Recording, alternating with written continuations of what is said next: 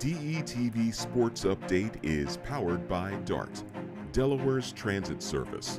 Moving forward.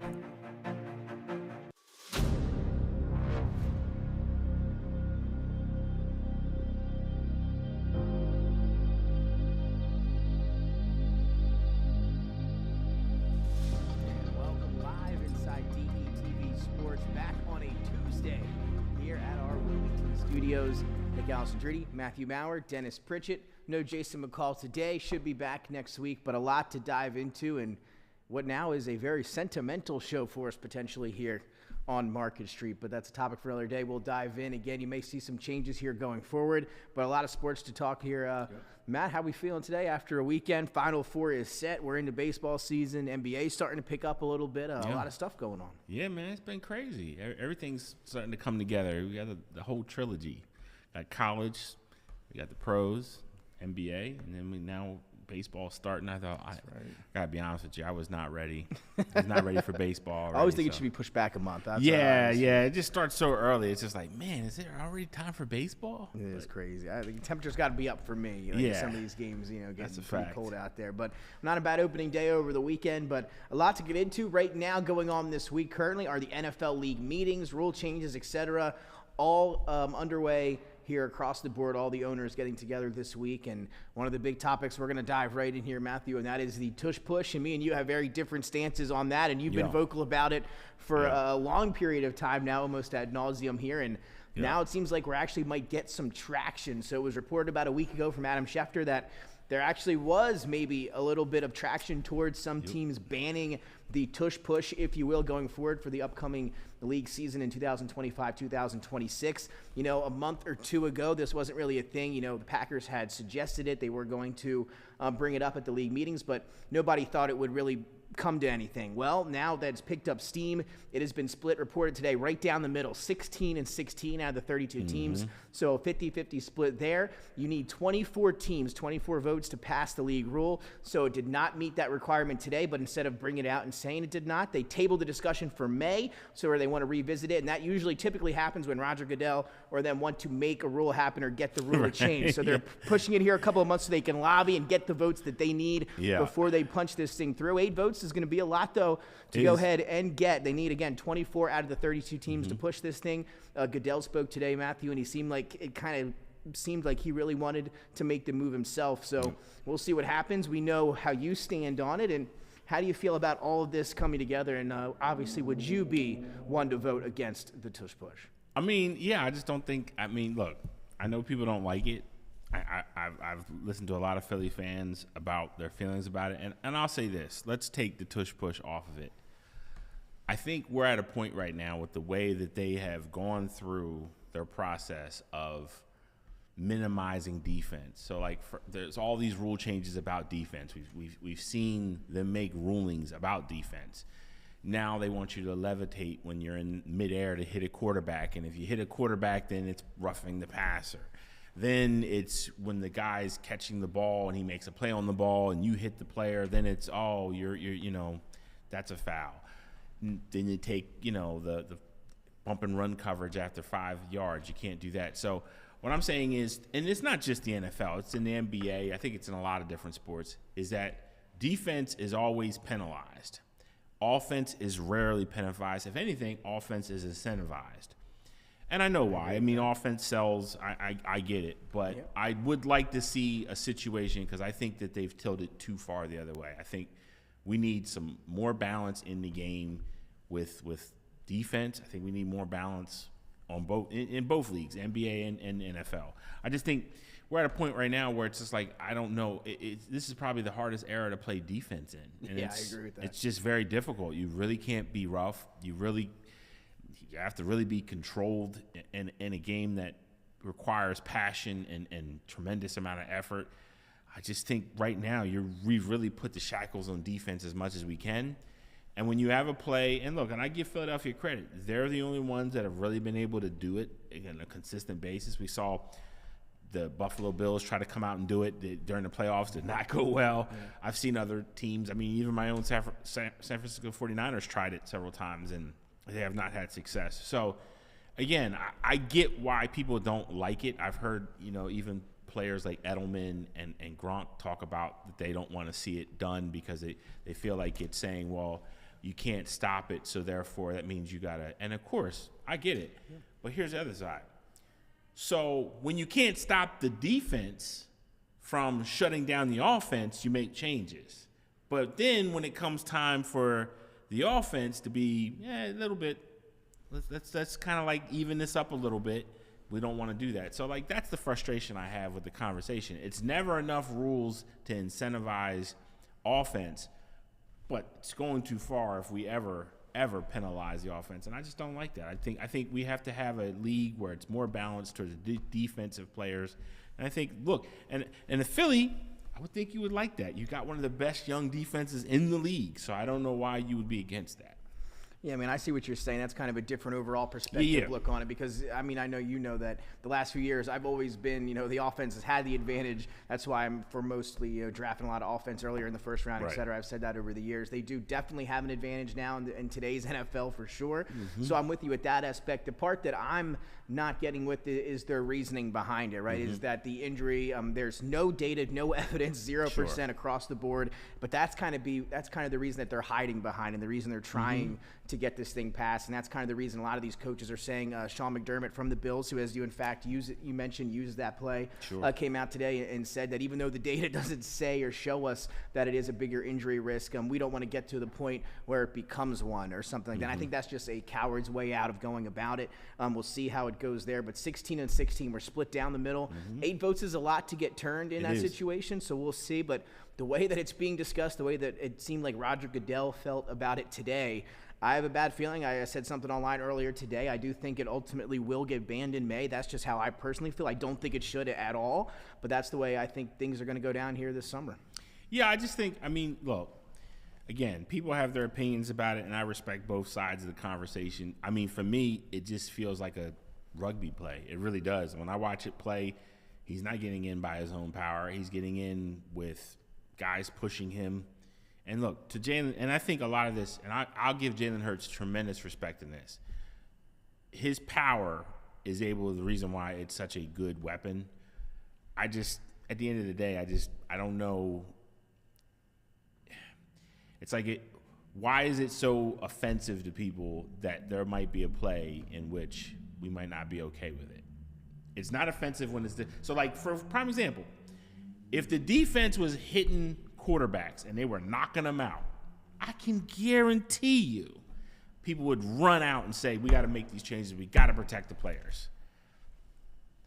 Now it's a situation where it's like, well, we don't want to, I just don't like the fact we can't stop it, so that means we're going to make a rule with it. I mean, dude, like, okay, if we're not going to stop that, well, then let's bring back bump and run coverage in the first 10 yards, and we'll see how some of these quarterback numbers rank. I just don't think they're going to do certain things. They're never going to go back on the defense. So that's what I'm saying. At certain points in this game, NBA, NFL, we're just going to have to start looking at defense. We're going to have to start helping the defense. Because I think we reached a point where we can't keep cutting away the defense and saying, well, the defense has to make changes. The offense doesn't have – if we really think about it, the offense the last 20 years in both leagues has not had to make any changes. If anything, the playbook is opened up for them, and the ability to be able to extend yards and extend plays has been greater than any time in NFL history. And we've lessened the defense. So I'm just saying, like, I think we're at a critical point here where it's like we got to start doing something on the other side to help defense. And I think right now it's just not the case. Yeah, and again, 200, just for some statistics here, 227 quarterback sneaks on 4th and 1, a conversion rate of 84%. That's not a tush push. That is just a quarterback sneak. So, again, the Eagles had an 81% conversion with the tush push. So, that's, again, quarterback sneaks in general have almost a higher success rate, but nobody seems to use them anymore. That's kind of the thing that I don't understand is I think teams across the board need to use a quarterback sneak just in general more than not because, again, 84% of those result in first downs in a 4th and 1 or less. And you look at anything else, 300 running back runs, 66%. Non-quarterback runs, 73%. Pass plays, 61%. So, again, 4th and 1, quarterback sneak is the way to go, whether that be a tush push or a quarterback sneak. That's where I stand on that there. Any closing words there from that rule change here, potentially from the league meeting? Yeah, and I'm okay if they say we don't want to stop the tush push, but let's allow the defense more leeway with bump and run. I'd be open to that. Or even I'd be to fine that. with that. I mean, to your point there, like one of the rules, and we both talked about this, I think, a week or two ago, is that used to be a rule. You could not aid the runner forward. They took that language out of the rule book. I forget how many, maybe about 10 years ago. Right. And just to their point, on defense, you can't push your guys forward. It is illegal. So to your point, I mean, if you just want to fix it by saying, hey, you're allowed now to push your defense forward at the same time, because now you've got both sides pushing forward, that could help. I mean, I can see some twisting of the rule language there. I think that could be a better solution. So let me ask you this, and again, this is the other side of it. If defense was doing this on special teams for kicks, I think people would want that rule changed. I think if you could do the situation where you push your defensive players, because if you remember, you can't jump on top of a defensive player to block it. So what if I lift up a defensive player and block it? I think you'd have people that would be running to Roger Goodell and saying, well, we need to change that. And again, if they don't want to change the tush push, that's fine with me. I'm not going to lose sleep. I'm not going to be mad. I think it's fine. But again, we got to help the defense. It's just so hard, I think, at this era right now. It's hard. And again, to your point, they ruled Lions had a proposal today. I know how I've always felt about this rule. We'll get your thoughts on it here. But on say you've got a 3rd and 30, the automatic first down with the holding, it's a 5-yard penalty, but you get the automatic first down. The Lions brought that up today. They were proposing a rule change where it wouldn't be, you get the yardage, but it wouldn't be an automatic first down for a 5-yard hold or a pass interference, halfway down the field. That did not pass. They took that away, so that will not be coming up here anytime soon. How do you feel about that? I'm all for it. I'm one that hates the 3rd and 30s. You get a 5-yard holding, and it's a new set of downs. I find that ridiculous. I think they can change that, at least tailor it into a way where you don't have, that drastic of a game-changing play. How do you feel about that? I was kind of surprised. I guess surprised, but not surprised that it was kind of, what's the word I'm looking for? Denied so quickly. But how do you feel?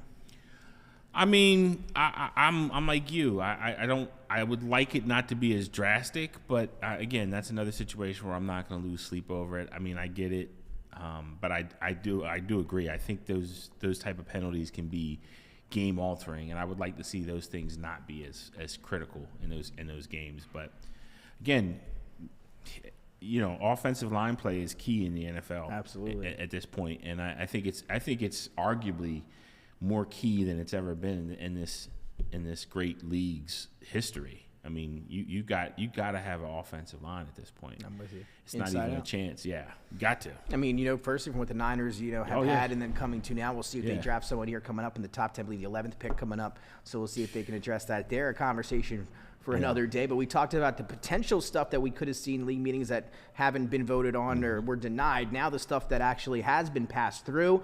Touchback has been moved from 30 to the 35-yard line, so you're getting 5 yards there on that one. But the biggest change is now coming in overtime. So they've adopted the overtime postseason rules now to the regular season.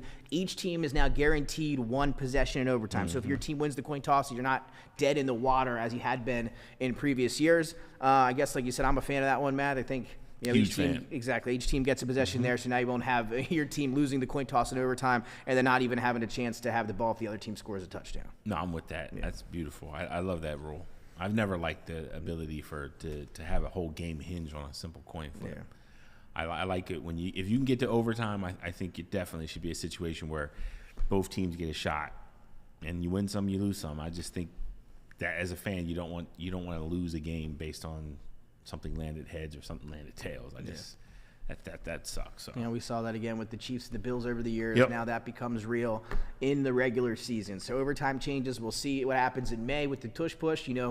As an Eagles fan, and then again one that thinks there should be no momentum towards this. I already told you I think it will be banned, so plan accordingly, Philadelphia, I think, come May. So we'll see how it goes, but that's the way that Goodell and these things when they table something, they know which way they want it to go, and they're going to work hard to get it in that direction. But now let's jump here from the NFL. We'll come back to address some free agency, some big stuff there, but let's now jump to basketball. Our Final Four is set, and we sat up here a few weeks ago, Matthew, and we said, man, it's looking kind of chalky, or at least I know I had it that way. And I said, this is a different year. We talked about the NIL, et cetera. Well, we got chalk for the second time in history. All 4 number 1 seeds advanced to the Final Four this year. It will be in San Antonio. And I was out Saturday night. I had a birthday dinner.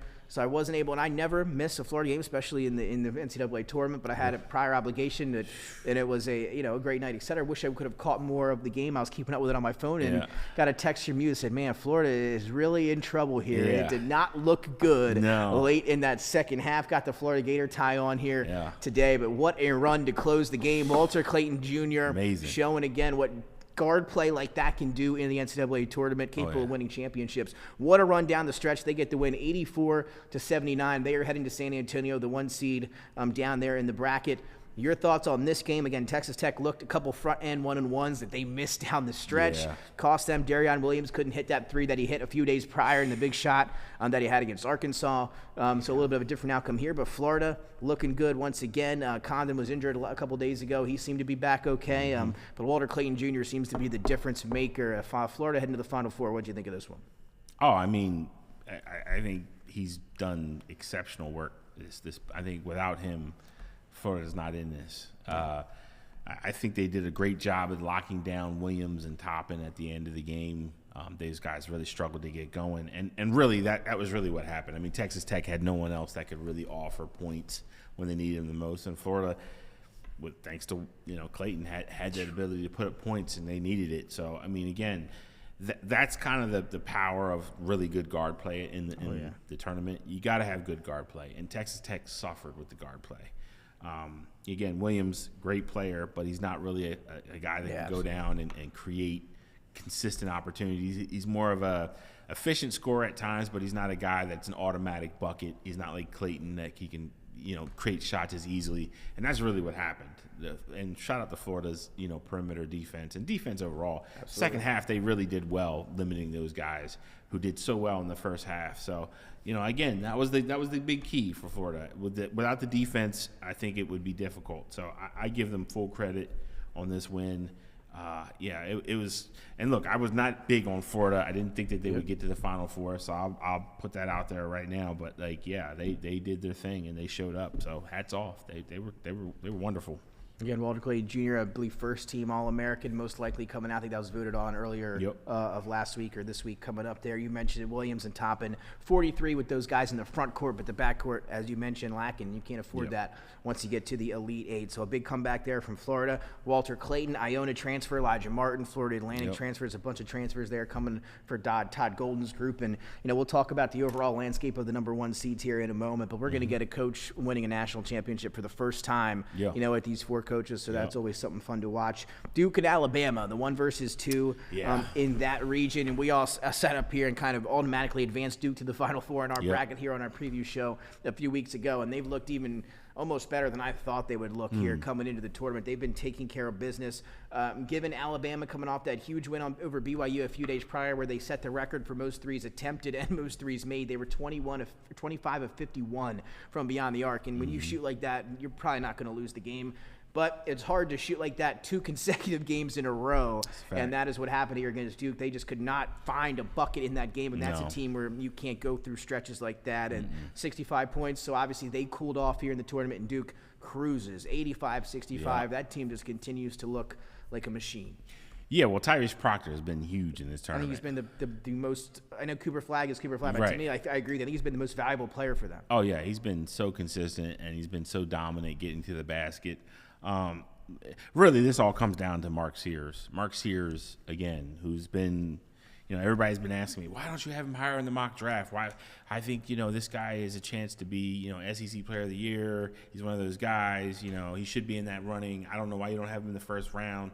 This is why. I think this was a game that he could have made himself some money.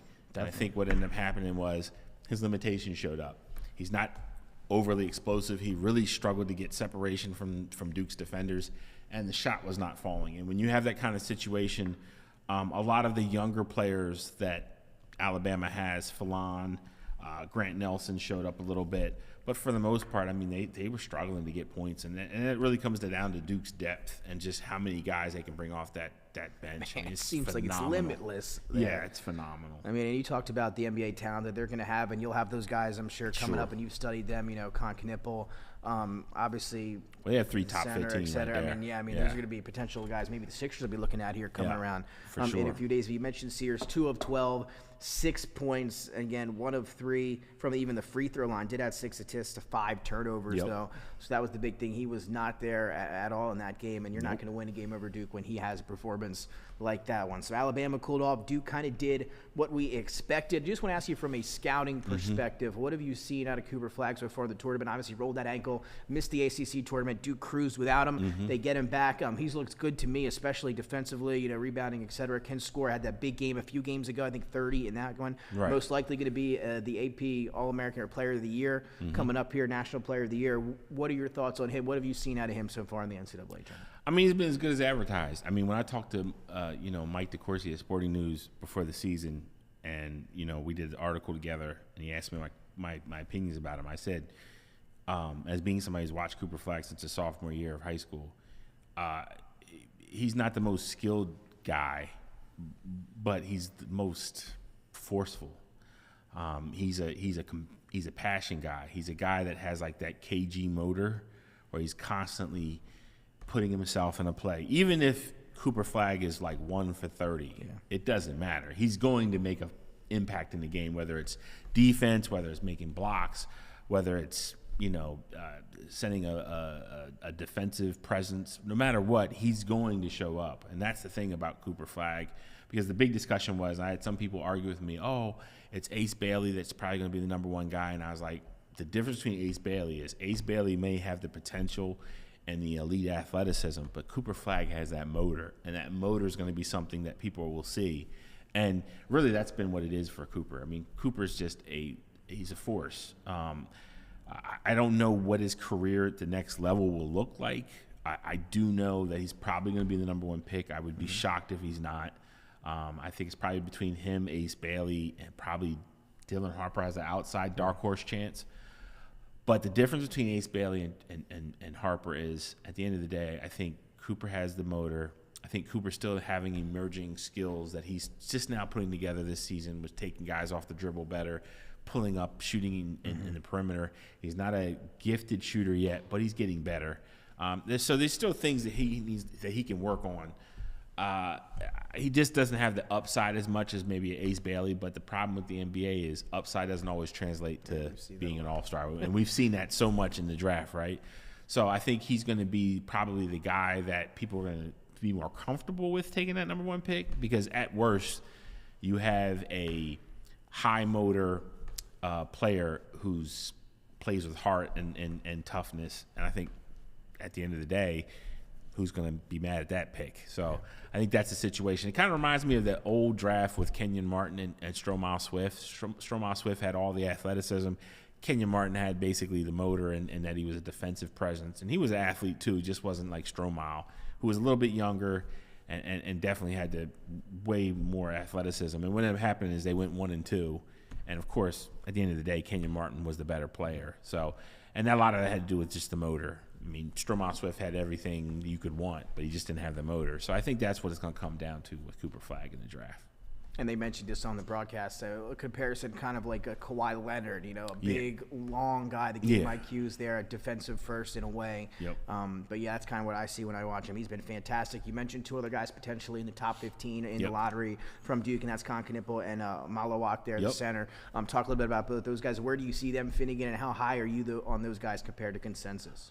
Malawak, I'm a little bit more higher on. I think he doesn't really know the game right now. He's so raw, and what you basically see is just a player who just is gifted and tall. Yeah, he's been impressive. He's been very impressive. Knippel, I'm just, like he's a shooter, and he's got 6'8", he's got some size. He's got some size, and I don't like his athleticism. I don't like his ability to take guys off the dribble, but I do like the fact that he plays with toughness. He definitely has a very good range on his jump shot. I don't know how he is.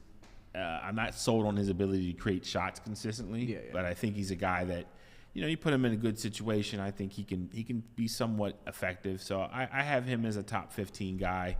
Malawatch, I'd probably put him in the top 10 if I was in this draft. So I think I agree with you. Yeah, good all the way. And look, Tyrese Proctor's made himself a lot of fans. So he's a guy that could be a late first, early second round pick as well. So going to pay attention to, and we'll get Matt's thoughts on the draft and everything as we get closer and closer to June coming up here in the upcoming months. So let's now head to Sunday's action. Auburn and Michigan State. That was a fantastic one coming down the stretch. Bruce Pearl gets the revenge there on Tom Izzo. He gets the victory. Auburn advances to the Final Four. They were the number 1 overall seed in the bracket, number 1 team for most of the season, and then hit that tough stretch towards the end in the SEC tournament, losing 4 of 5 games, and now seem to have found their rhythm a little bit again. Janai Broome goes down. He's got, like Willis Reed in him. A couple of games where he's come back or left and then came back running onto the court. Well, he did it again. In this one, I thought he was done. He mimicked he was done. He caught it on his words. And I saw it. I don't know if you saw the injury where it looked like his arm and his leg could have went both the wrong direction. I was like, we're not seeing him again the rest of the tournament. I thought so too. But he comes back, gets a big board, hits a big 3 as his arm is just kind of hanging there.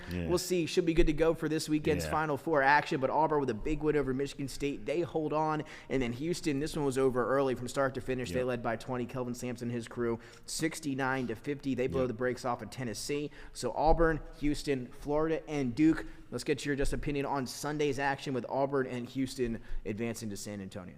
I got Houston. I just think they have tough guys.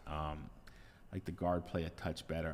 I mean, I really like Pettiford. I just think he's so young for Auburn right now. I don't know if I would, bank on him. And really, that's been the frustration with Auburn. They don't really have great guard play.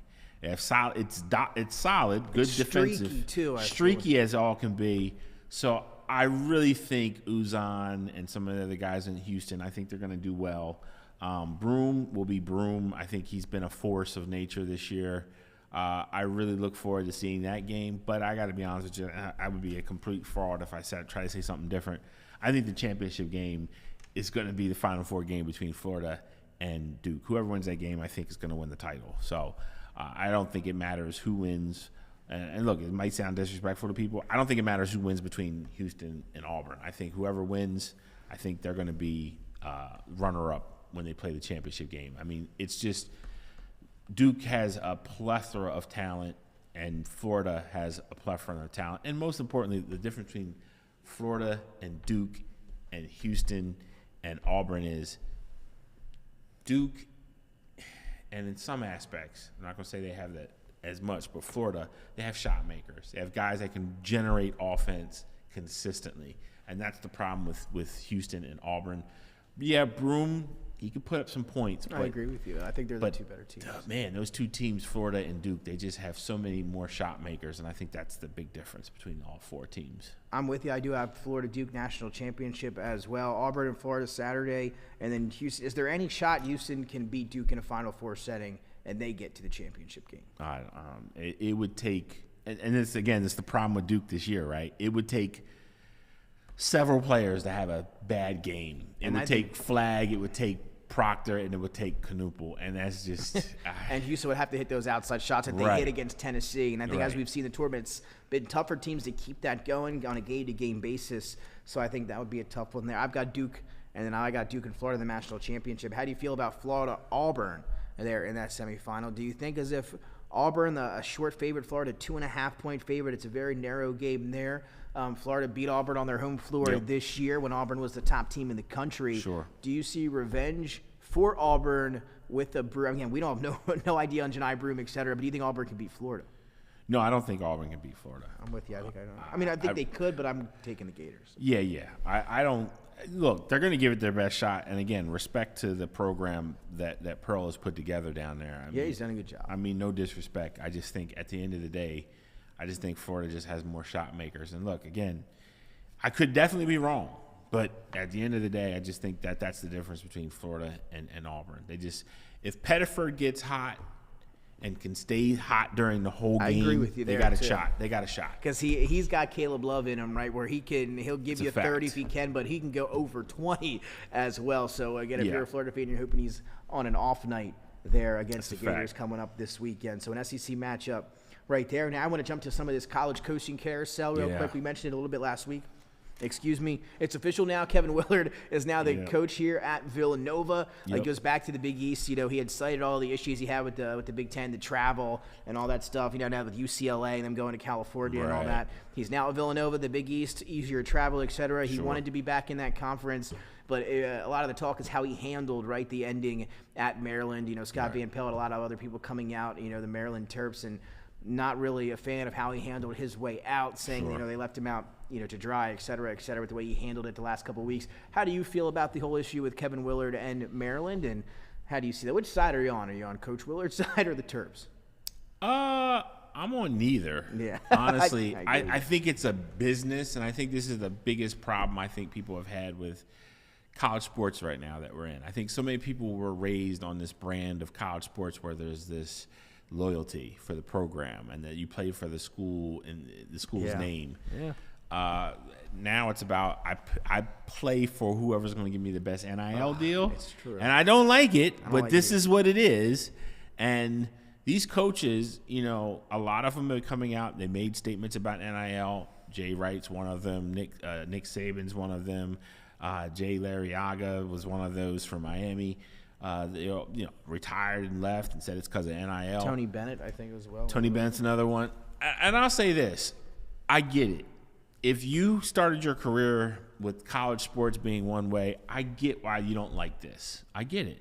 But at the end of the day, what just happened with Maryland is exactly what these coaches have been doing since the beginning of time. Just happened with McNeese and Will Wade a week earlier. Correct. If a better situation comes along, I'm out.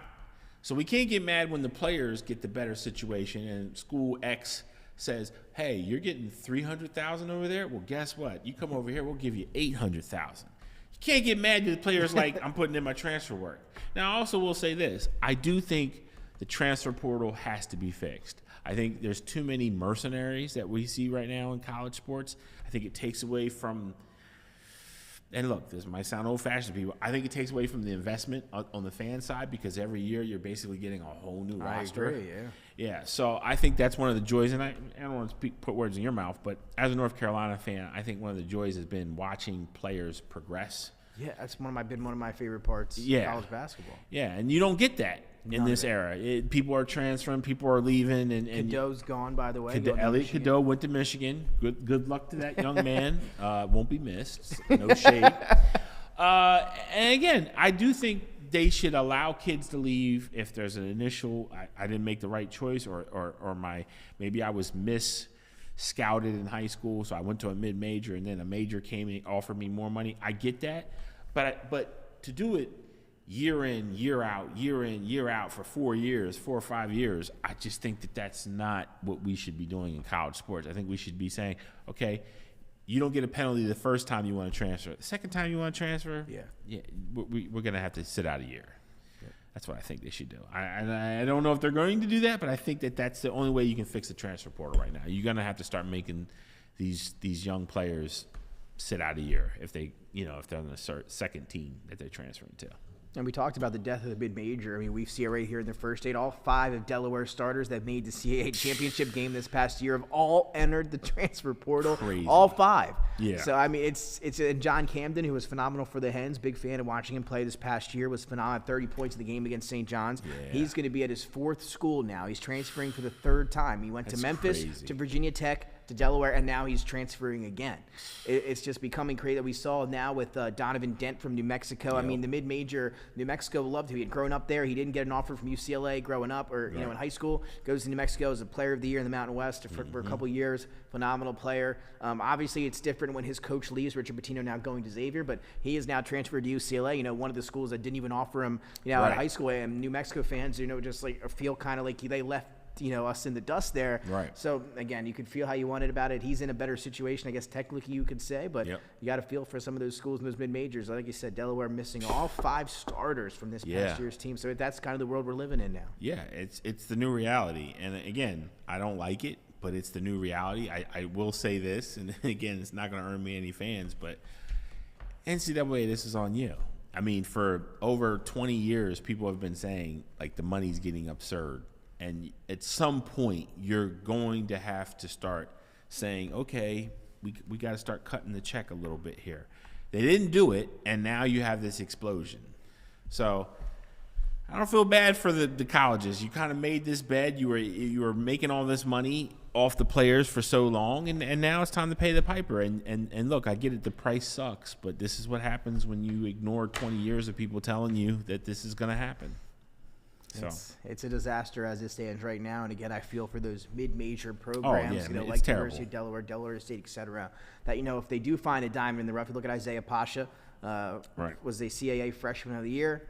He's now, taking visits to other schools as well. So it's going to be tough. But again, overall, Kevin Willard now to Villanova. Yep. And part of that argument, I want to get your opinion on this, was that Maryland is arguing that Maryland's a better job than the Villanova job. And they've been going back and forth. I think Villanova's the better job. And again, people forget that the NIL thing is Villanova focuses solely on basketball. All that school has money in general, and then they put all of their resources go to basketball. That was part of Willard's issue with Maryland, was kind of the distribution among the sports. Football is always prioritized, and most of them, that's Nate Oates' issue as well. And obviously Maryland has now hired Buzz Williams. He leaves from Texas A&M to go to Maryland. But your thought, what's a better job, Villanova or Maryland in college basketball? For me, it's not really close. It's Villanova. And that leads us into our question. So when I say, is Villanova a top-tier program? You can answer that here. But why is Villanova, in your opinion, the better program? I think it's for the main reason that, you're seeing this with coaches. You just said Oates. I think there was a conversation that Bill Belichick's had at North Carolina. Is that if you go to a school in which the basketball program's secondary and the football is the primary driver of that college, you're in a situation where you're battling NIL money, because that NIL, at least right now, it's all under one umbrella. And we've seen it in the college playoff system this year.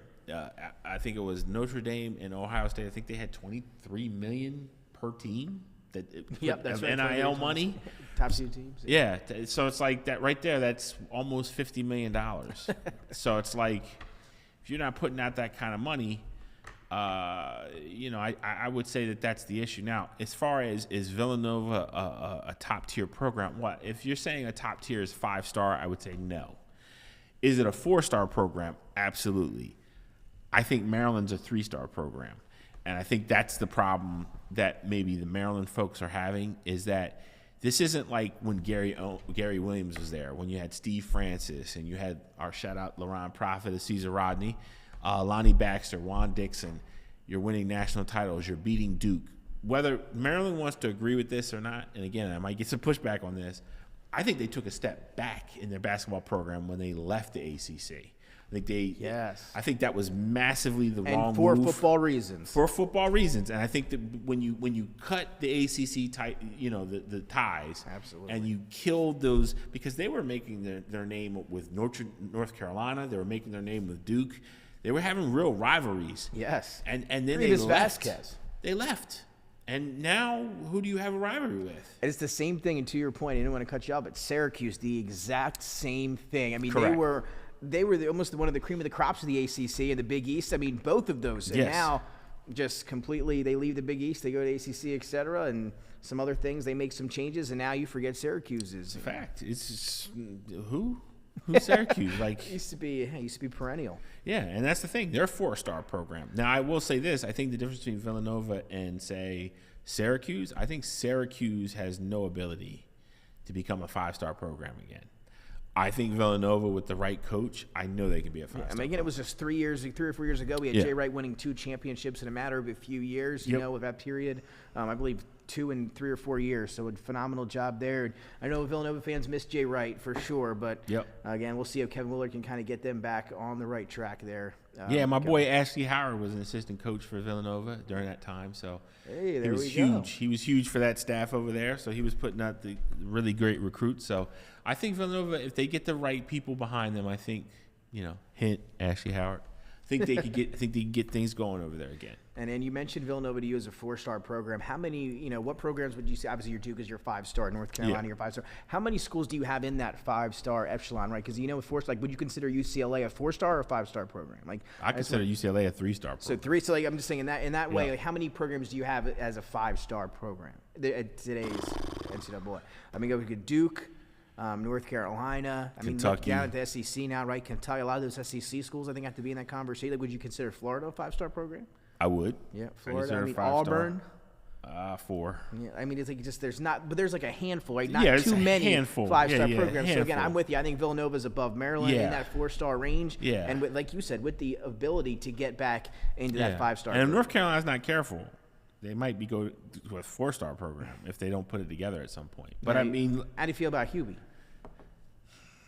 I think Elliot Cadeau left. I think Hubie needs to go, bro. I'm not. See, that's the conversation where I have to bring back with Jason McCall. Yeah, I'm not happy with Hubert. I mean, look, it is what it is. He got some guys coming in this year, so hopefully they can start to get back on track. And it was about 3 or 4 years ago that they, were the 9 or 8 seed, made that run to the national championship. And if you are somebody that thinks Hubert Brown, shouldn't be in that position, that run right there kind of. Seal. He might have been gone if that run was never made by this point already. So that run kind of maybe helped him get a few more years, and we'll see how long he can keep him going. For sure, and that's been the thing. That's been the problem with Hubert Davis is, his group has not been able to get the recruits that North Carolina is used to getting. So that's been kind of the issue. Roy Williams he was masterful at getting high-level recruits that needed to stay a couple years to hone certain skills. Hubert Davis has not been able to tap into that same marketplace. He's getting guys like Ian Jackson's probably going to leave this year. I don't agree with it, but he's probably going to leave this year. And Cadeau transferred. Elliot Cadeau was a 5-star guy. He left. So, we're not hitting on those 5-star guys. So that's the issue.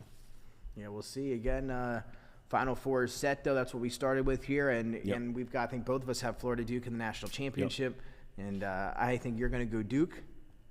Unfortunately. And I'm going to go with Florida, so we'll see what happens in that one. And I think Jason, if I had to answer for Jason McCall, I think he would go with Duke as well. I don't know, but I know Dennis has Duke as his overall champion before the tournament, so he has Duke as well. Quick NBA before we continue back in the NFL free agency and some other stuff. We're going to go back and forth here.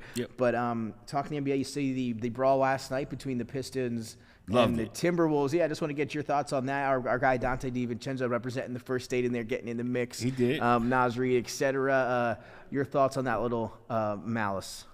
I like it, man. Pistons back involved. I like it, man. Look, I mean, that's what kills me when these young players talk about like, oh, the old area was trash, it wasn't good, It's like, bro, y'all think Isaiah Stewart is a enforcer? Y'all having problems with Isaiah Stewart? Bro, that dude would be knocked out if he was in the 90s, bro. And it wouldn't even be that long. He tried to chase down LeBron. He wanted all the smoke with LeBron. If he was in the 90s, a guy like Rick Mahorn would body slam him and tell him to shut up. Like, dog, it's not even close. Anthony Mason, Charles Oakley. I mean, dude, Isaiah Stewart is not a unique guy. He's just a guy. And, like, people, you think this guy, like, I've seen people say he needs to be banned. I've seen all the time. I did see that on what you were talking about dog, earlier. This is the guy that got you guys emotional. This guy is a nobody in the 90s. He's not even he's not even being on a team. I'm being real with you. Like, I was going to say, yeah. Like, do you feel like that's kind of helped him find a spot on being that guy? Yeah. Hey, if it works for him, right? Yeah, I mean, look, not everybody's got the ability. I mean, and look, I got to be honest with you. It's kind of refreshing. It's kind of refreshing to see somebody who's like, look, I'm here to give you 5 hard fouls. That's what I'm here for. I'm not the pretty 3. I ain't doing all that. I'm here to give you 5 fouls, bro. It's true. That's what he's for there. Yeah. Detroit having a heck of a season. He's been a little bit a part of that. You look through his stats in the game last night: 0 points, 0 rebounds, 0 assists, 2 techs. A couple people slapped and 4 coaches cursed at. There you go. That's some stats there from Isaiah Stewart. There you go, man. He gonna be in Detroit for a while. I just want to let people know. They ain't getting rid of him. That's right. There you go. And quickly, just moving on to some other news. Zion Williamson shut down for the rest of the year. 4 straight season, and this is official. This is a fact. 4th time in 6 years that Zion has finished the season playing 30 games or fewer. We sat here years ago, generational talent, #1 pick, yada yada, but there was always a question mark of what he might be in the NBA, with that body size and what he's able to do. But, I mean, sky was the limit. Pelicans got the #1 pick. It was a LeBron-esque celebration when they drew that card at the lottery. 30 games or fewer, 4 out of 6 years. I don't think it could be any worse than that. No, he cooked. And so you're saying even going forward, I would be You're out of. You want your stock. You're no more stock in Zion Williamson. So here's the thing, and I had a conversation with an NBA guy about this because we were talking, and it was, is there a chance that Zion could get back into it? And we both said no. Thought this was the year. Every year's been the year. Every year's been the year. And when people have to understand, when we're talking about getting back into it, we're talking about matching the ascension that we all had for him coming out of Duke. He's never going to recapture that. And he showed some of those flashes. We saw some of those stats For early, sure. right? Rookie year, sophomore year. Yep. 25 points, 15 rebounds. He was doing that a little bit. Yeah, he has no ability to stay healthy. I think he has a gait issue with his running. I think his gait is terrible. I think the weight that fluctuates from anywhere, I've seen him 310 pounds to 280. I think that fluctuation, I think that hurts his game. And look, he's just struggled. He's just struggled with everything, off the court, on the court. It's just not a good fit. And right now, I don't know if he's ever going to be able to get back to where we all thought he was going to be, which is a generational talent that was going to provide us with Michael Jordan highlights in a Charles Barkley body. It's just not going to happen. It is, and again, like you said, it was a celebration when he was that number one pick. He had so many highlights, in college, and the shoe, breaking out of the shoe, et cetera, and even some of his social, aspect of his life, I think has gotten in the way a little bit, what's going on off the court as well with Zion. So again, we'll see how it goes. It was such a talented young guy, and we'll see maybe if, as you mentioned, if he can revisit or refine that, but I don't have a lot of confidence that he can. I know as well. You don't either. So let's now head to Dennis. Got a trivia question, I believe, for us. So from now on, Dennis is going to give us trivia, and Matthew and I and Jason, when he's here, are going to try to come up with the correct answer here. So let's see what Dennis has for us here. Kicking it off with, I believe, Villanova. Oh, here we go. There we go. Villanova till a top-tier program. We'd answer that, Matthew. You said yes. Yep. I said yes. And who is the highest Villanova draft pick? Oh, you want to do this to me. You dirty dude. We're not. I'm going to have to say. It's not Kerry Kittles, is it? No, I'm going to have to. Since Dennis wants to be a smart guy, I'm going to say. We'll come up with official answers. Paul Arizin. And Arizin. No, it's not. I'm going to tell you why. Because Paul Arizin was a territorial pick. And a territorial pick, you had to say who you were going to take, and you forfeited your first round pick in order to take that guy. So he actually got drafted before the draft even started. Oh, Dennis, you tried to get a draft question to the draft historian. Amateur move, Dennis. And hold on, I want to correct Dennis on one more other thing. Tom Hoover didn't play for Villanova the year he was drafted. He actually played for the EBL. It'll be the last time Dennis brings up a draft question with Matthew Mallor in the house. So there we go. He actually played for the Eastern Basketball Association. Tom Hoover left Villanova after his junior year and played his senior year, would have been his senior year, for what became the CBA. So he didn't even play for Villanova his senior year. There we go. drafted. Give me some, Matthew. There you go. There we go.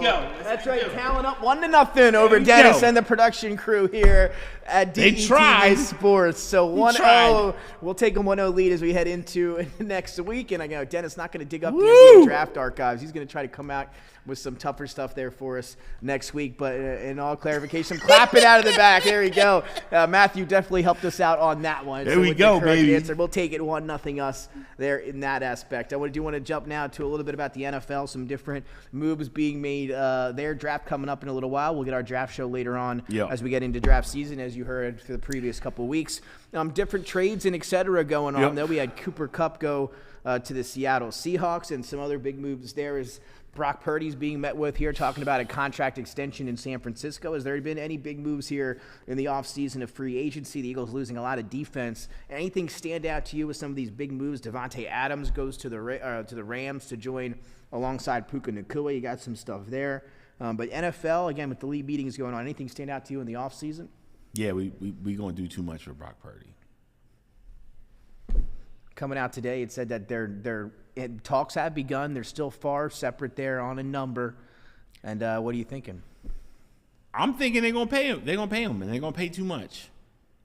And here's the thing, and this has been my problem with Brock Purdy. So if everybody may remember when Cam Newton came out and he said that Brock Purdy was a system quarterback, I never said a word because I agreed. Now here's the thing about the NFL quarterback position, and I hope Brock. I know you don't know me, but This is the facts. Once you get the money, there's a thing that happens in the NFL where once you get the money, if you don't hit on the draft, you're going to suffer because the talent is not going to come over as fast. We saw this in the Chiefs. Chiefs had to make some losses. They lost some guys. They had to pay, Patrick Mahomes all this money. They traded Tyreek Hill. And they had to trade Tyreek Hill because Tyreek Hill was going to get wide R1 money. And they gave the tight end 1 money. Now, if anybody knows contracts, tight ends get less money than wideouts. But at the time, he was getting the same production as Tyreek Hill. So they said, we'll take the cheaper guy. Bill Belichick kind of had the same strategy. And then they said, we're going to take some draft picks. We're going to get Sky Moore. We're going to get the kid from Georgia, the speedster. He caught the Super Bowl touchdown. Xavier Worthy from Texas. No, not Xavier Worthy. He was the other guy that when they played us, he got this quick screen from Georgia. They trade McCole Hardman. Oh yeah. So they drafted McCole Hardman. Tony traded for him. Right, Sky Moore. They've been trying to get Pat Mahomes a wideout since they traded Tyreek Hill. And thank God they took him till last year to do it. Right. So you have that. You're not able to invest in the offensive line as much because you keep having that pesky QB1 money. Now this is where the genius of Howie Roseman comes in, and I've given him full credit on this. He paid Hurts his money up front. So they front-loaded the bonus money, which enabled them not to have that huge salary hit their books. This is the last season that Jalen Hurts is not going to hurt the Eagles' salary cap. I think he's going to get, I want to say $20 million this year.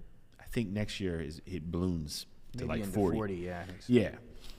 Now, Brock Purdy wants, he said, the rumor is Dak money.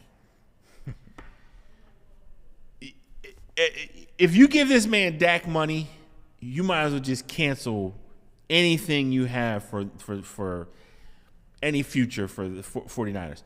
He ain't that good. And I'm going to say that, and people may not like to hear that. I'm going to say that. He's not that good. You can't give a guy who was a 7th-round pick $65 million and then say we're going to be able to keep Fred Warner. We're going to be able to keep McCaffrey. We're going to be able to keep Trent Williams. We're going to be able to keep Brandon Ayuk. We're going to be able to keep Kittle. You see they've been cutting guys left and right. They've been trying to lessen up the salary cap so they can give Purdy this money. This is been the big. That's what they've been doing all entire offseason. And I tell people, this is the problem with the NFL quarterback position. They have ballooned it to so much money now that if a guy does well, it's not even about paying him market value because every agent comes out and says, we want to reset the market. We want to reset the market. So, and Dennis is one of his teams, Tampa Bay. They were smart. They said, yo, Baker Mayfield, you did well for us. Here's $40 million a year. We're not even going to argue about this. Gave him the money. Baker, to his credit, said, cool, because that means you can keep Mike Evans and that means you can keep other things. They got Godwin this year. Just re-signed him. I'll take the 40. Now, that's because Baker's smart. Yeah. He knows they need the money to keep, because he ain't that guy. Brock Purdy should know he ain't that guy. I hate to say this. There are only a few guys that are that guy. There's only a few guys that are that guy, right? And look, I know Philly fans ain't going to be honest, but we don't even know if Jalen Hurts is that guy. Let's be real. We don't know.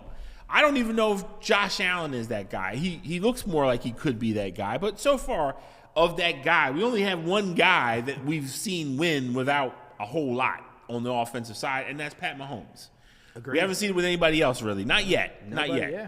Now, we know Lamar Jackson's on deck. We know you got your Josh, Lamar, Burrow, Hurts, right. Those guys. They're on deck, but right now they still got weapons. Well, except Josh Allen doesn't have as many weapons. But he hasn't been able to get over the hump yet and get to the Super Bowl. It hasn't been the Super Bowl yet. Right. Burrow has. Yeah.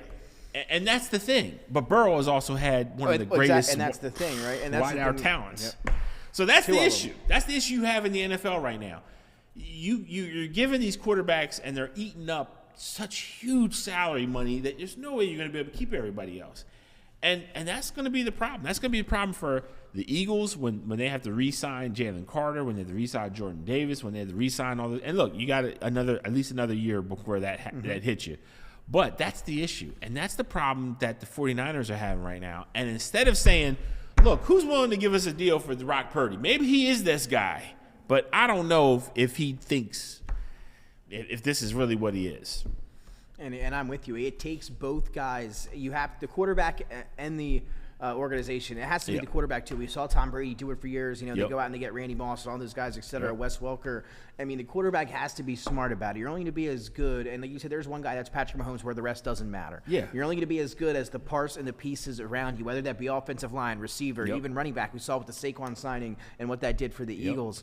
Again, the quarterback, and I don't understand how any of the 32 starting quarterbacks would not want to just at least make sure that they're taking care of with the rest of their squad there offensively. Never has made any sense to me. I've never been one of those guys that have understood those guys that have signed those huge contracts. Dak, I believe, being one of them. Yeah. And we'll see how that goes, going forward. And you can always restructure, et cetera. But, from a consensus or overall point of view, it doesn't make any sense. If I'm playing quarterback, I want to put me in a better position to perform at a high level, and that's having good guys around me. So I don't understand what quarterback in any professional setting wouldn't want to do that. Yeah. But we see it all the time. And like you said, there's a few points. Mahomes has done it. Hurts had it front-loaded. As you mentioned, Baker did it more recently last year. So we'll see. I mean, we just saw Sam Darnold take a huge deal to go to the Seahawks. Right. How much did he discount there? It all we'll find out soon, but we'll see. We saw Aaron Rodgers go to the New York Jets and do all that, and that didn't work out. He's already gone a year or two later. So a lot to still settle here, and we'll see how it all happens. And that's the other side, too. You got to know your game. Brock Purdy's not a scrambling quarterback. He's more of I can extend plays a little bit, but if you're asking Brock Purdy – so what I'm saying by that is Brock Purdy has to know that they need to give him an offensive line. Exactly. Like, here, take $20 million out of my signing bonus or whatever it may be, or out of the – year-long contract, per season basis, and go elsewhere, go get a free agent, etc. And because we've seen what Brock Purdy happens when defense collapses on that offensive line, he doesn't perform well. He left talk about the Eagles championship game, got hurt in that game, couldn't finish the game. And that was it. And to Hassan Reddick's credit, he destroyed the tight end that was dumb enough to sit there and block him, because I don't know why that Kyle Shanahan did that cute play. It's like, bro, it's Hassan Reddick. I don't know why you're doing this, but. And that was it. And so like he needs an offensive line. I don't know why he thinks that like I can sign this mega deal, get my money, but it's like, cool, all right, you got your money. Now you're gonna run behind this offensive line. Trent Williams ain't getting any younger. He's any season. I think maybe 1 year left probably, and that's if they don't trade him. They might want to trade him to get some stuff back. Right, and that's maybe 1 year. I mean, he might decide like, I'm in training camp. I don't really feel like going through this again. He's done that before. In Washington. That's how he got out of there. Correct. So we'll see what happens again. If you're as of right now, it's being reported from the league meetings that they're not close yet on a contract. They've been meeting. They've been discussing, and apparently he wants obviously a lot more, as you mentioned, Dak Prescott money than what they want to give him initially. So we'll see when they can come to the middle. But again, if he's smart, he'll sacrifice some of that money. Yeah, we can hope so, but I ain't too confident. Yeah, we'll see how it goes. We'll keep some eyes on that. Now let's head back to the NBA quickly. LeBron made an appearance on the Pat McAfee show. This was something that we got to get your take on. That was national news. Him and Stephen A. Smith have been going at it now for a few days. Stephen A., who we've had the chance to hang out with a few times here at DETV's Shot First Take here in this very studio that we have been in. He's been getting into it publicly with LeBron. I know you've had your feelings shared on social, et cetera. We haven't had the cameras in our show yet to kind of highlight how we feel about it. But LeBron goes on McAfee, kind of gives a big-time interview. Nobody's been able to really talk to him like that over the years, and just an open discussion about a lot of different things. Just want to get your initial reactions, how you were feeling. Have you seen it, obviously? And what did you feel about how him and Stephen A. have been going back and forth at each other? It's kind of gotten a little bit crazy here. I didn't know if it would get to this point of tension, but it has been there. So that first, and then your thoughts on the interview there with Pat McAfee last week. I mean, honestly, they both look corny to me. I'll be frank. I mean, like, I agree with you too. Here's the problem with Stephen A. Smith. So Stephen A. Smith. We might be seeing him again. You might be seeing him, and I'll tell him. I'll tell him. I'm like, look. Here's the problem I have. So, LeBron goes and confronts Stephen A. Smith. Stephen A. Smith, to his credit, stayed professional. Then, after this interaction happened, he went on TV. He talked about it. I get that. I'm okay with that. And then he talked about it on his show. I get that. But then it's, well, if he would have touched me, I'd have punched him. And then it's, well, you know, then he goes and he excoriates LeBron. Now, here's the issue that I have. If you were being professional when the confrontation happened, then be professional all the way through the thing. Don't wait till after the confrontation is over to then decide that you want to be, you want to talk. Like, you should have talked right there when LeBron was there. You should have said, like, dog, why are you, like, what's up? What's your problem, bro? You should have addressed him right then and there. Now, on LeBron's side, the reason why I think it's corny is you mad because people talking about your son. You put your son in this circumstance. And he's saying on Pat McAfee, that's not why I did this. If you're talking about my son when it comes to basketball, why are you talking about me as a father? Look, man, you got your son drafted because you are his father. You can't divorce you being his father from why he's in the league. Okay? You are literally the first player, Bronny is, in NBA draft history to go in the first 60 picks and be off nepotism. And you can't be mad that this has happened. Like, you just can't be mad. So now you're mad because somebody said this on national television and you want to be, I'm Billy Bad. I'm gonna go holler at him. Okay, why don't you got this energy for Dave Portnoy from Barstool Sports who called your kid a Make-A-Wish kid? You gonna go confront him? Channing, some of these other people, Channing Crowder, I think, said some things that Bronny don't belong in the league. So, I don't know, man. Like, to me, it just seems like you picking and choosing who you want to have beef for. And I don't like it because Stephen A. is an easy mark. Okay, he's a reporter. He's not a guy that was a former athlete. He's not a guy that if you probably decided to have a physical confrontation for, there's probably not going to be a lot of challenge there. So I just don't like the whole point of view where you just attacking somebody because you don't like that they said something about you being their kid's father. Look, it's a fact. You wanted the kid drafted. You got your wish. You got drafted because he was your father, because you're his son. All this other stuff happened. Nepotism happened. Own it. That's why he there. You trying to act like that's not why he there. That's why he there. You can't get mad because somebody said literally, well, that's why he's there. Bron, you got to stop. I employ you as a father. I guess that's what Bron was saying would pissed him off.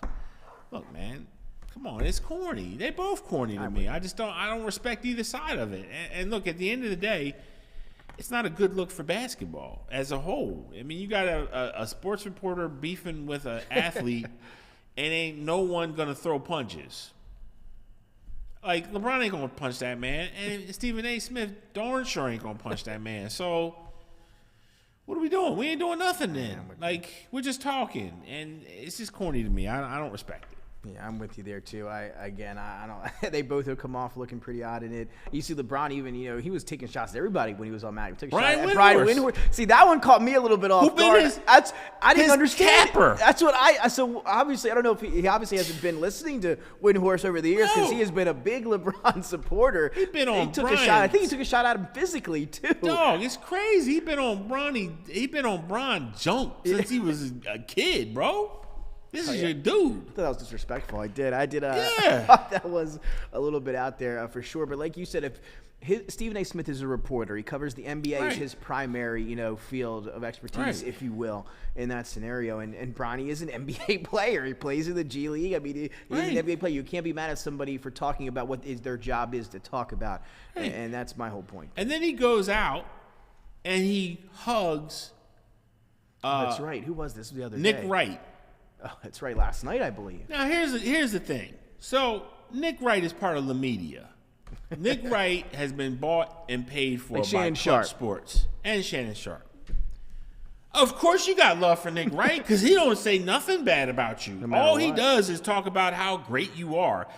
Literally, if you listen to Nick Wright talk, you would think that LeBron James walks on water and is literally turn water into wine. And literally is an immortal walking this earth. That's what you would think if you listen to Nick Wright. So, of course, you hug him. So, Nick Wright, so basically what you've told me is anybody that kisses your butt, you're friends with, you're good with. And then he says, and this is the big thing, And he going to say, well, Michael doesn't talk to me because he's so competitive. No. Let's keep it a stack, bro. Michael don't talk to you because of what you did with LaMedia. And what you did was because you got mad that people outside who Mike doesn't even have any control. Michael Jordan's never said a word about you. He's never talked disrespectful about your game. He's never said that you weren't good. You basically paid for an article by Nick Wright and a Yahoo reporter to go out and try to tear down Michael Jordan's legacy from the 1988 season where he got Defensive Player of the Year, MVP. You did that. You and your buddy Nick Wright. So, of course Mike don't want to talk to you, bruh. He know what you did. And then he's so competitive he don't talk to nobody. It didn't stop him and Kobe having a relationship. There's a lot of good video there, right? Right. You had that on Facebook the other day. So at the end of the day, bro, what you basically told us is you're a narcissist who has no real control over what comes out of your mouth as a typical narcissist. You really believe that Mike wants to have a relationship with you after you paid to have him trashed. No, Mike don't want to deal with you, bro. No, and really at the end of the day, if the only people that you want to deal with are the people that kiss your butt, good luck with that, man. It ain't going to age well. It's not going to age well, period, because you got people like me that know what's going on, and we're going to write the history books. It ain't going to be LeBron. I know LeBron think he's going to write the history books, but you ain't going to write the history books, bro. That's going to be written by the historians and the reporters that you can't pay enough for. So that's what the end of the day, what it's going to be. He can try it. Nick Wright, I'm sure, will try to write a book at some point. I know. You're Nick right Wright about will. that. I agree with that. I know he doubt. will. I know he will. He can't help himself. He just doesn't realize that Nick Wright ain't going to be the guy that you should get to author your book, bro. Just letting you know. You need some career advice after you retire. Trust me. Get away from Nick Wright. He's yellow journalist and ain't no one respecting anything he got to say about the game. Just letting you know, bro. And again, to your point, to go back, even to the Stephen A. Smith thing, and we shared how we felt on LeBron. I thought the way Stephen A. Smith acted after this whole thing too is completely out of pocket. I thought he has been, kind of like something I haven't seen him act like this before. No. I know he's kind of saying a lot of weird, like the Kobe thing he brought up. So do we want to touch on that a little bit? So he brought up and he said once after LeBron came out and said all that stuff about him, et cetera, he went to his show and said this on national television too. I believe he said it on First Take as well, where he was like, "Hey, where were you at Kobe's funeral, the viewing, et cetera, the ceremony?"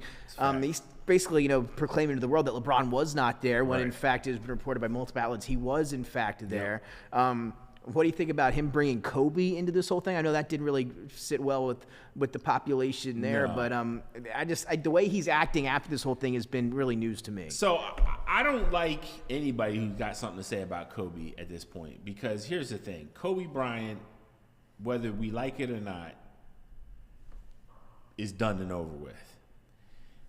Even worse is he's passed. So he's not here to talk. Yeah. And I got into it with Channing Frye because Channing Frye did a video about how Kobe Bryant gets misremembered by people, that he wasn't that efficient. And it's like, dog, keep Kobe Bryant out your mouth, what was the point of that? Yeah, I'm with you there. Yeah, keep Kobe Bryant out your mouth, bro. At this point, let's just be real. And this is for fans, players. Dog, Kobe Bryant's dead, bro. Beans is dead. God rest his soul, and God rest Gigi's soul, and the rest of the people that passed away in that terrible accident. I mean, I think there was 8 people. Yeah, it's terrible. That's a tragedy. To use a tragedy to defame somebody. Yeah, that's just not. I mean, that's a whole nother. I'd never seen him. He had been, one of the most, or I guess you could say, popular reporters over his years, ESPN, et cetera, and. To see him bring up something like that, it just didn't seem. Not only was it unprofessional, it was just totally out of left field and uncalled for. I didn't think he was capable of even doing so. But he kind of feel like that's how he's going to act when his back is against the wall. I guess I just rubbed me the wrong way. I'm not sure. He had just come off that big contract extension that he signed with ESPN. I kind of think he's rubbing some people the wrong way, especially me here as of late a little bit. Yeah, man. Let's just keep Kobe where he should be, which is in our hearts and in our minds, and just remember the career that he had. To use him to lift up and tear down people, I don't like it. I just think it's bad form. So I agree with you there. So that's been interesting. We'll see if anything else comes out on that front. But LeBron and Stephen A. going at it now for a few weeks. Yeah. So we'll see what happens. Lakers did get a win last night, though. Quickly, we're a sports show. I guess we have to. Are we contractually obligated to talk about the Lakers at least for a minute? We can. How do you think about the Lakers? Kind of hanging around that top 4 range there. Postseason expectations. I mean, I think... Is it where we sat here a couple weeks ago, had this discussion after the Luka trade, and I said, I don't think it, short term, I didn't see them having a lot of success, at least for a chance at a championship. Sure. I can see them making a conference final. Yeah, they have a chance. They have the weapons. They can do it. I think they're going to run into trouble with the depth of certain other teams. I think Denver has a deep team that can hurt them, especially with Christian Braun having the year that he's having. OKC, I think, is problematic. That's my big thing. Is I want everybody to stop disrespecting the Thunder. I mean, on paper, I'm going to go back and find the statistics. They're the number 1 statistically NBA team, I think, per season in NBA history. Yeah. In terms of point differential and stuff like that. Like, I think this could be the Thunder's year. I mean, everybody dismisses the Thunder. Executives around the Western Conference said they're not scared of the Thunder. They don't mind a first-round matchup, with the Thunder, et cetera. Are you buying that? Because I'm not buying it. I think the Thunder have a fantastic chance to win the championship. I'm buying it that these GMs are saying that. Yeah. I don't buy that. It's true. It's true. Yeah. I think that they're dangerous. And I think they're very dangerous. I think they're the most dangerous. You're stupid if you want that smoke, honestly. I think you're going to end up regretting it. I wouldn't want to see them in the first round. I agree. I'd rather see Minnesota than them. Yeah. And Minnesota scares me a little bit too, but I'd rather see them than OKC. I'd rather see Denver than OKC. I would too. And I know people like the Jokic and the experience, the championship pedigree.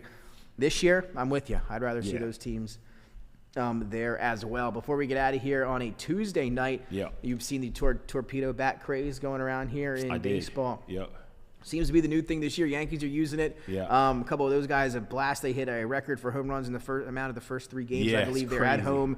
Your thoughts on the torpedo bat? Are you for it? Are you against it? Here's a little picture of the up top ones, what it looks like compared to a regular one there on the bottom. So they adjusted the mass to more towards the barrel or where these guys think they can hit the ball the most. So it's the same weight. That's the rule. Is it has to be a certain amount of mass. They're the same weight. They just adjusted the wood in one more, or adjusted it mostly in one spot. What do you think about these? I don't like it. Are you for banning it then? Yeah. We're going to push. We're going to ban the torpedo bat. Yeah, I think it's low key cheating. If I'm being honest with you. I mean, I'll explain why. So let's say the rules said that the baseball had to be a certain weight, so they made the baseball smaller. I guarantee you these hitters would be like crying. Because that means so like heavier but smaller. Yeah, like same weight. Same weight, but smaller. Yeah. So it made it harder to hit. So now, again, and people, these baseball purists, you got to tell me, because baseball purists love to hang their hat on this. Extra purist. If you're a baseball purist, you're an extra purist. Right. They say hitting a baseball is the hardest thing to do in all of sports. That's what they say. That's what they tell you every time, right? Am I lying? That's what they say. That's what they say. It was, but that's what they say. So now you're telling me that the bat can be bigger now, and now it come on, bro. Like let's have some integrity with the game here, bro. And some people have used it, and it hasn't been as successful, but the Yankees and a lot of other people have. Now, this is early on data. We're only through the less than first week in the season, but if this continues at this level, I can see Major League Baseball making a change. Yeah. But when you're them, we saw them a couple years ago, though they deny it, change the balls, like you said. It allowed for a lot more home runs. They never came out and said that they did that, but it is widely known that they did. It led to the increase in home runs, viewership. That's what they were trying to go for. That's a fact. Well, if it's going to bring up viewership again with these bats, which I think it might a little bit early on, it's been a big discussion. I don't see them going away from it. Whether or not it should be banned is a different conversation. I think maybe I agree with you. Maybe it might not be the best thing for the game in terms of the integrity of the game. Yeah. But I think if it's going to uptick viewership, uptick the discussion for baseball, and kind of get the viewership up there, I don't think they're going to want to get rid of it, even though I think they might. Sure, they think they should, I guess I should say. This is my problem with baseball, though, man. Baseball does not want to be honest with the fact that they killed their own sport. And they killed their own sport because they took the sanctity of the stats. And they knew when they saw Mark McGwire looking like Captain America or Thor swinging a bat, they knew when they had that, oh, we're just going to turn the other cheek, we're not going to look at this. Then a record that stood the test of time. Roger Maris is 61, right? Not one guy break it. 3, same season. No, that's not what happened. It's just these hitters are so much better. It's like, dog, come on, bro. 3, same year. And by the way, we're not talking about they hit 62, 63. I mean, dude, like 80, like 70 something. Like, come on, bro. What are we doing here? Y'all don't know that this is not looking right? Nah, this is great. They had this ratings, they had everything. Roger Clemens throwing 100 mile an hour at 50 years old. It's fine. I don't see nothing wrong with this. Rehab has been great now. This is technology. This is why baseball, and again, I know I'm talking really, but the old folks will agree with me on this. I don't want to date myself, but I'm prior to internet, unfortunately. Listen, there was a time, and I know it may be hard to believe, that the sport that ruled this nation was baseball. Oh, yeah. America's pastime. It was number one sport. I know it sounds crazy, kids, but listen, trust me. It was number one. Football was number 2.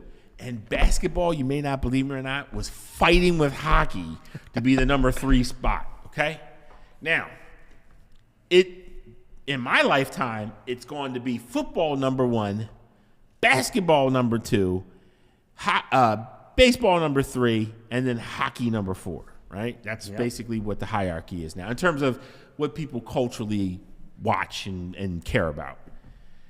Baseball did that because they killed their sport. They killed the sanctity of the stats.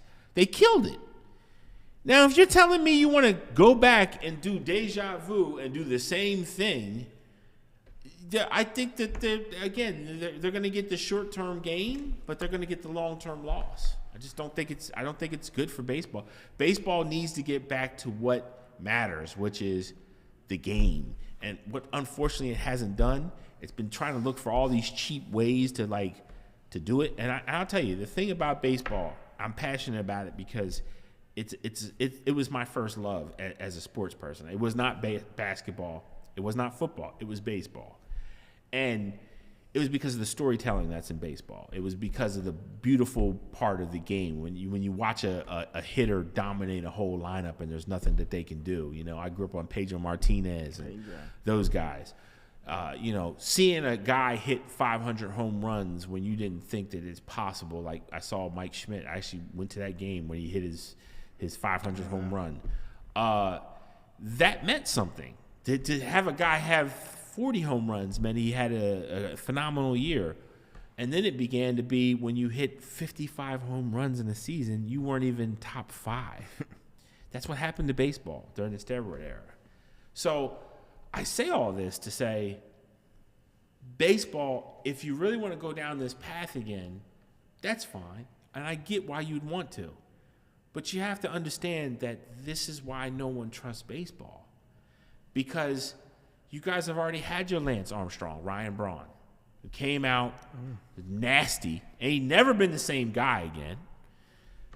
And every time somebody has a phenomenal season, we all sit there and go, is it real? I don't know. And that's the problem with baseball right now. It has an integrity problem because it has always looked for the short-term game over the long-term glory of the sport. And I think they're going to make the same mistake again. But I agree with you. I don't think they're going to ban it. I think they should. Yeah. But I think if we end up having a season where, I don't know, let's say we have 10 guys with over 50 home runs, they're going to love it. Yeah, I think you're right. We'll see. And again, that bat was made by an MIT grad, somebody who worked with the Yankees last year, now with the Marlins, whose job was just to, find innovation within the game. And I think they certainly found something. We'll see how it goes going forward. But the Yankees off to a hot start. They hit a couple more home runs tonight as we've been on the air. Yep. So we'll see who's using it and maybe if it had anything to do with it. Well, we got through a lot tonight, Matthew. Anything else here you want to talk about before we head out of here on a Tuesday? We will be back with a little bit of a new setting potentially next Monday. So keep an eye out for that. But closing words here tonight from Market Street. So I want to talk about Asante Samuel real quick because he came out and he basically said that Deion Sanders, that he's pretty close to Deion Sanders, and he pulled out the stats and he pulled out the numbers. Here's the problem I have with guys like Asante Samuel. And I get it. The numbers are the numbers, right? You say, oh, he got more assists, he got more, interceptions, so that means he's better. That ain't how cornerback works, sir. And we can say that Deion was not perfect in his technique. Which I agree with Asante Samuel. We can say that Deion wasn't a good tackler, which I think a lot of people would say about Deion.